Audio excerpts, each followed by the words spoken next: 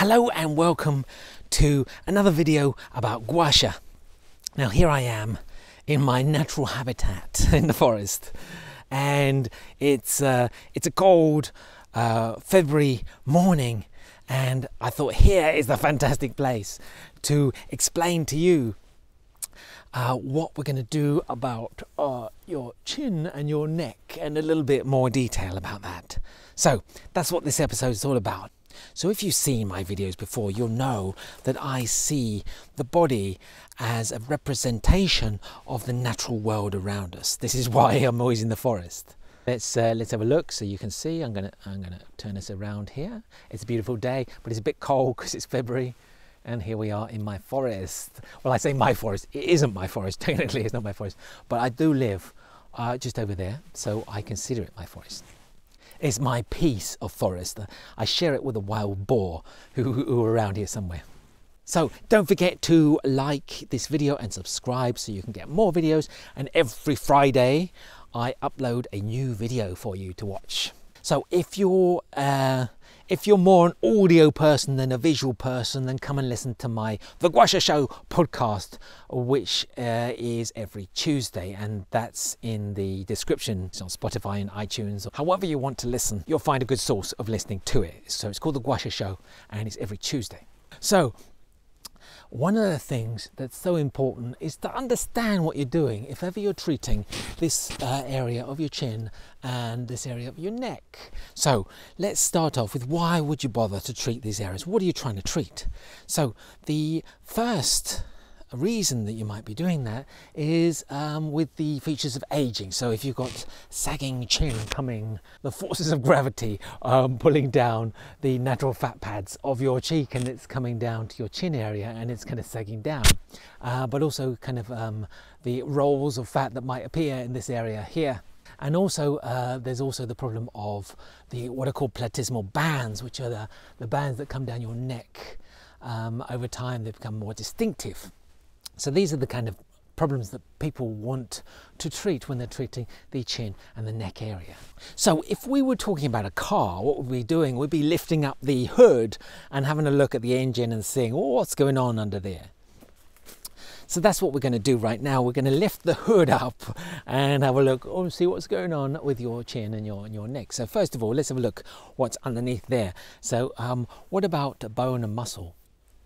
Well, let's have a think of the chin area here. So we've got the depressor anguli oris, which is this muscle which is coming down from the sides of your mouth. Now that one's all about when you're shocked about something or surprised, and you want to open your mouth and you're pulling down that muscle there, which is also an extension of the platysma muscle, which is this big muscle which is covering the whole front of your neck and is attaching into the pectoralis muscle and into the deltoid muscle, but also fibers of it are kind of interconnected with this whole area around the mandible bone.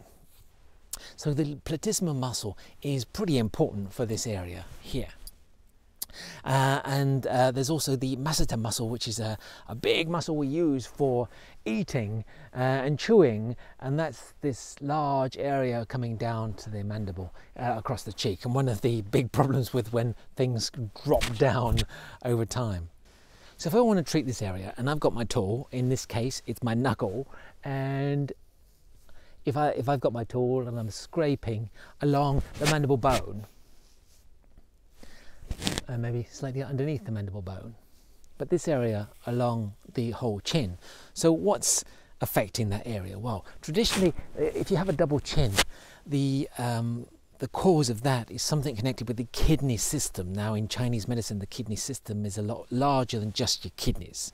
And so the adrenals above the kidney, and the adrenals are part of the kidney system. So when there are hormonal imbalances, whether the overproduction of the adrenal glands or the underproduction of the adrenal glands, then it's connected with the kidney system, which is coming up in this area here up until the neck. So if ever you have some accumulation of fat in this area here, traditionally it's connected with the kidneys. But the larger area of the kidneys, not just your kidney organs. So when you're treating along the mandible, you've got to think that, okay, there's more stuff going on than I'm just scraping the top of the skin. This area right here is the container of fluids, or the source container. And that's got a great name. It's also known as REN 24, or the conception vessel 24. And it's just there. Can you see where I'm pointing? And it's in between the bottom of your chin and the bottom of your lip. And the reason it's called the container of fluids, or the source container, is can you imagine you're dropping some food, and this will be where the food would accumulate if you're dropping it from your mouth. Chinese named their points in a great way to tell us exactly where they are, and this is a classic example that it's right there. And so if that's REN 24, the container of fluids, and this is a line going down the center of your body. And that's called the REN channel, or the conception vessel. And that's all the way down the center, going right the way down the center of your body. So that's an area right there. So if I push there, it actually feels really good. I'm going to push there a bit longer. It's good. Okay. And then as you're coming along, you've got to remember that there are stuff going on here. It's not just, oh, I'm just scraping along my chin and it's all fine and I'm moving the fluid which is underneath. No, you're doing far more. And if you have a look under the hood, you'll see. So we've got the REN channel, which is right here, which is actually going through the center of your body and actually going through, if for women, it's going to go through your uterus, it's going to go to your reproductive organs. And if you come across, remember I said that there's that masseter muscle down here, and where the edge of that masseter muscle hits the bone, that is actually called stomach 5, and that's called great welcome, or great welcoming. And that is a pretty important area on the stomach channel. You might be wondering, what? So the stomach channel is absolutely essential to understand about your face. So important, and it's the whole front of your body. And this is the number 5 on that numbered list, and it's coming down your neck, and it's coming down your whole body, going down your legs and coming right down to your feet. So it's very important. That's stomach 5 there. Great welcome.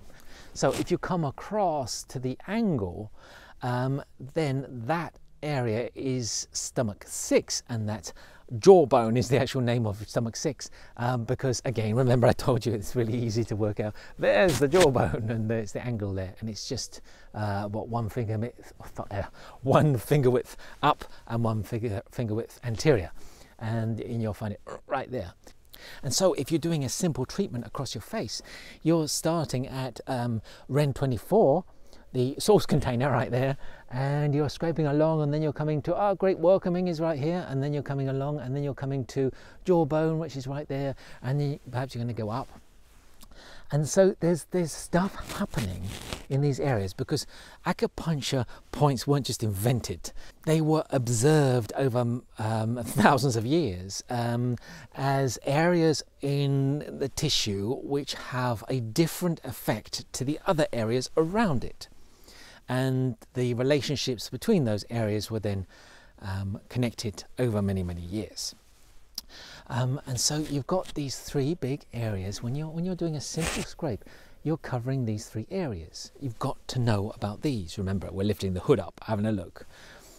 So if you're doing any technique across your chin and down your neck, remember that it's a lot more complicated than just scraping across your chin or maybe up your jawline, because the tool isn't the thing that's making the change. So if I'm doing that and if I'm lifting, I'm not actually lifting up if I've got a double chin, I'm not lifting up the double chin and pushing it back and then holding it in with my tool.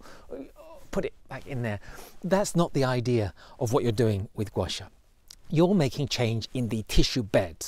You're increasing circulation in a place where the circulation wasn't doing too good.